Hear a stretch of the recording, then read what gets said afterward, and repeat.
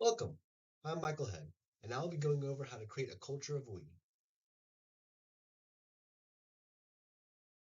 Here we'll be going over three main topics: challenges in we culture, creating we thinking, and supporting growth. Our first topic will cover the three main challenges in we culture.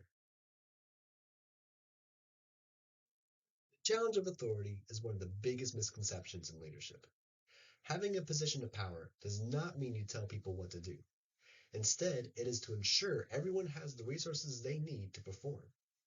This can come in many different forms, such as physical resources, knowledge, or community.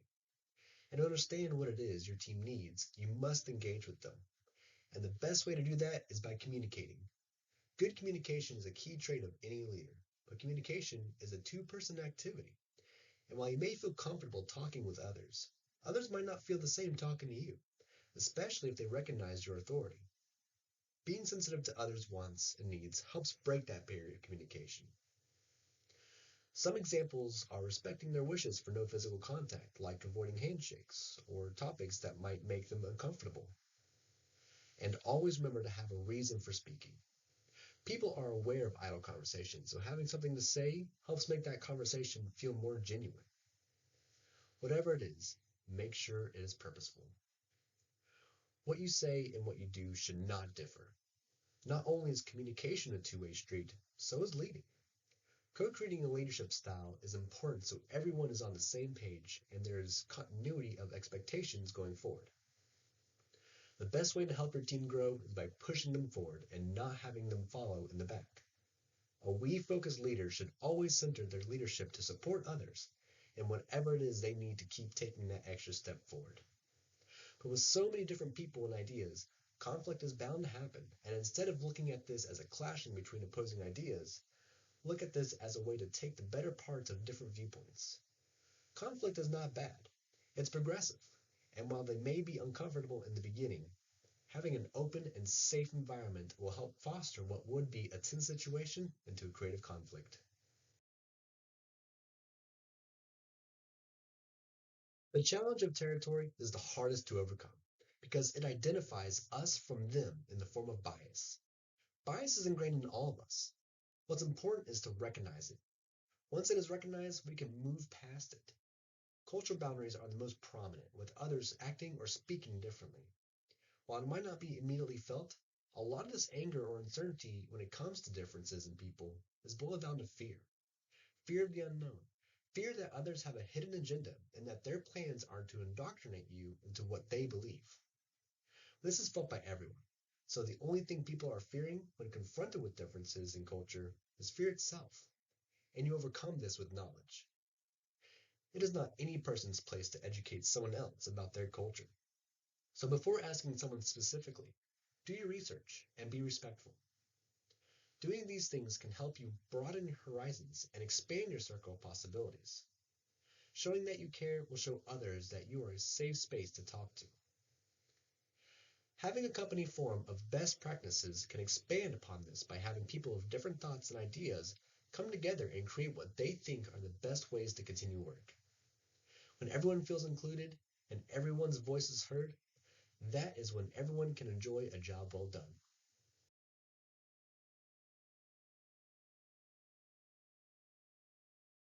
The challenge of self-interest is counterintuitive. Why wouldn't you want to make sure you have the best outcome? But having this mindset will have you looking externally for issues that might not exist. And one thing to keep in mind when looking for causes of frustration is accidents happen. There very well may be no ill intent behind activities that resulted in an unfavorable outcome. What's important is that this mistake was learned from, but this can only happen if all aspects of the situation is accounted for, including you. Accountability keeps people from acting in a way that does not help the group and helps when identifying issues that need to be addressed in an objective manner. This takes the self-interestedness out of the equation. But an easy way to foster the we mindset is with language. Just rephrasing I and my to we and our can help the team feel more included, like the results of the project impacts everybody. A vital journey helps those in position of authority to break down their self-interest and refocuses them into interests of the whole. The first step is to rewire what each individual wants and turn them into interests that work towards a shared goal.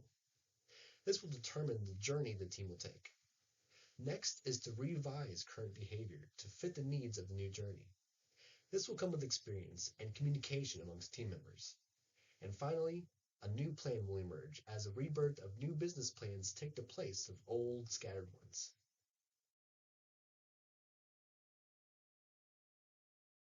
Now that we have learned how to overcome these challenges, we will learn how to foster we thinking. Culture of we starts with you. And throughout the process of creating the culture, fear will be around every new turn, especially when there's no standing we culture to be found, where pushback is a possibility. People do not like change, and standing up to the challenge of an I-centric community can be frightening. But the more people that are included and the more you speak with others, the more minds you will reach, breaking that silence. As the culture starts to develop, having important conversations that drive the culture forward are huge milestones, and gauging reactions will help in making steps forward. But remember not only to ask how new developments are going, or to ask to make changes. You must listen. Listen to the complaints. Listen to the suggestions. Listen to the reasons. Listening to the pulse of the project will help you make changes that need to be made and reevaluate priorities that people are most worried about. Do not be afraid to have that voice. But none of this will be possible without proper communication, leading to the open door policy. This policy has become ubiquitous in corporate management, but intentionally having and utilizing it is key to creating a culture of we. This means to allow for open and honest communication whenever someone needs to speak. This is the perfect way to gain trust with team members. But it's not enough to listen to someone. You must engage and act. During conversations, come up with solutions and game plans. Repeat and rephrase what they have said to solidify understanding, and remove barriers that might hinder understanding. Be detached from wanting to be right. Overcome old grooves and be open-minded to new possibilities, and break free of the trap of groupthink. The open door policy is easy to implement, but easy to get wrong. It takes the commitment of both the listener and the speaker for the policy to really shine. Finally, transformation can take place now that agents of change are in place and a line of communication is established. Now it is time to brace for the unknown.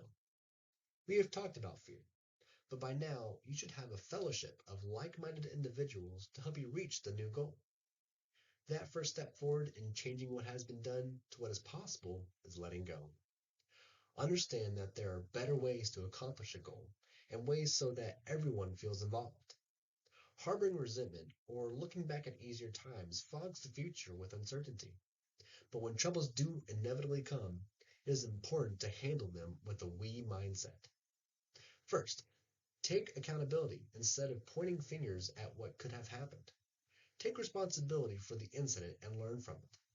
Secondly, reframing the situation will help in understanding the mechanisms that resulted in the outcome. Having one perspective is not enough when handling bad situations, and listening to others' thoughts on it can help broaden your understanding. When things do start to become too much, or when situations bring about strong emotions, you should talk about them. Though use this cautiously. To vent is to release emotional stress in a positive manner. To lash is to release emotional stress onto others, and that causes damage. Know who to speak to and what about. Creating the we culture is only part of the process. Learning how to support the growth will help maintain the culture you have created. We is not just one person. It takes everyone's commitment to bring about this new change, and once it is implemented, it works together like a concert of people. Everyone has their role to play, and when everyone works together, it becomes music. There will be resistors, however, those who actively try to dismantle the program, those who spread skepticism, or even those who do not fully buy in and take the wait and see approach. We culture can overcome all of this by listening. That's right. Listening to the resistors and bringing them into the conversation will help in their understanding of the change and help those who are leading the change understand where some weak points may be. As we have discussed, fear is a great divider, and knowledge on both sides can help dampen it. You've done it. You and your team now work in a more open, more accepting environment where everyone's voice is heard and everyone contributes. But creating we culture is not the destination. It is a journey that continuously needs the involvement of everyone that is a part of it. And it happens at the beginning. The first thing anyone who joins your team will see is the positivity and encouragement of others. Push that positivity toward them and help them understand that this culture can be sustained with everyone's hard work. All of this starts with you. Break the silence, gather your fellowship, and be the agents of change. We culture is much more than being on the same team. It is understanding each other, opening yourself up to change, preparing for disagreements, and handling them, and knowing your role as a leader to facilitate this new culture. It may be challenging, but we culture is inherently not done by one person. You may have people for help and support, which will continue to grow the further your influence will reach. All of my sources were taken from J.E. Glaser's book, Creating We, Changing I Thinking to We Thinking, Build a Healthy, Thriving Organization, and Chuck Williams' book, Principles of Management. I hope you have enjoyed my presentation, and I appreciate your time. Thank you.